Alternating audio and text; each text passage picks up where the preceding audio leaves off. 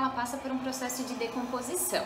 Então a gente vai tirar cada pedacinho da palavra e vai delimitar um significado para esses pedaços. Esses pedaços são chamados então de morfema. A palavra menino, por exemplo, até o segundo N a gente teria o radical dessa palavra. Depois a gente coloca o vocábulo O. Colocando o vocábulo O, a gente quer dizer que é uma palavra masculina. Eu posso acrescentar o vocábulo S, quer dizer que é uma palavra masculina no plural. Então a gente já conseguiu dar 3 morfemas para a palavra menino. Posso aumentar ainda, eu posso colocar essa palavra no diminutivo, por exemplo, colocando o INH depois do N, antes do O e depois do N, né? Menininhos. Então tenho 4 morfemas que vão dizer que é uma criança do sexo masculino, pequena e no plural, são crianças, menininhos, por exemplo. O primeiro morfema em estudo será o denominado radical. Então, o radical é a parte fundamental da palavra, ele vai conter o sentido básico e ele é comum a um grupo de palavras no nosso idioma. Esse grupo de palavras a gente vai chamar de palavras cognatas. Nosso exemplo, então, é a palavra ferro.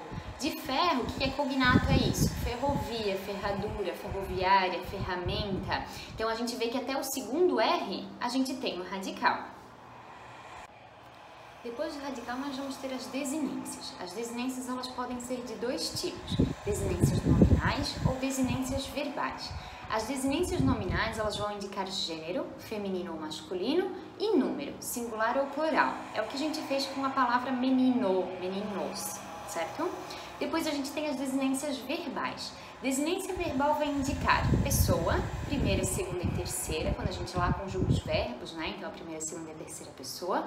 Vai indicar o tempo, vai indicar o modo, então dos verbos, né? Os tempos, presente, pretérito perfeito, futuro do presente, os modos, indicativo, subjuntivo ou imperativo, e ainda número, singular e plural, né? Que a gente fala, primeira pessoa do singular, eu, primeira pessoa do plural, nós, e assim por diante. Como exemplo, a gente vai usar o verbo cantávamos. Então, até o T, a gente tem o radical. Esse A que vem na sequência acentuado, ele vai se chamar vogal temática, que é o próximo tópico que a gente já vai ver.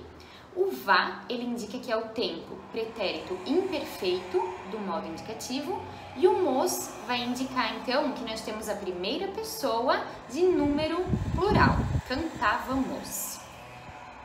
Depois disso, nós temos a vogal temática. A vogal temática é aquela letra que vai tornar possível a relação, a ligação entre o radical e as desinências ou os sufixos. Então, a vogal temática nos nomes serão as vogais A, E, O, quando elas forem átonas finais, então logo após o radical, por exemplo, pente, o E do final é a vogal temática, medo, o O do final é a vogal temática.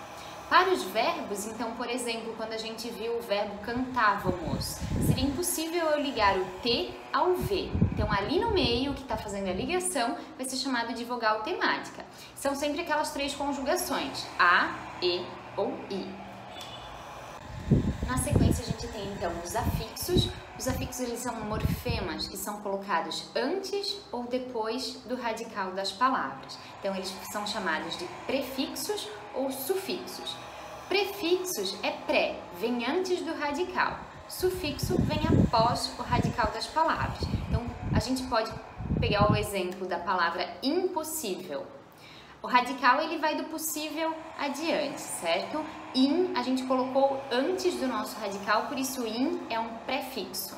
A gente vai dizer que o in, quando aparecer nas palavras, ele torna essa palavra negativa. Então, impossível que não é possível, improvável que não é provável, ok? Então, a gente consegue delimitar uma significação para esse morfema também.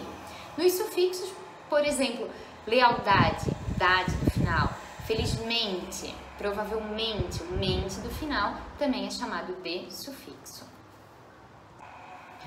Vou deixar aí uma tabelinha então para a gente observar a utilização do prefixo e do sufixo e da sua significação. Também alguns exemplos para a gente conseguir compreender melhor essa questão então dos morfemas chamados afixos.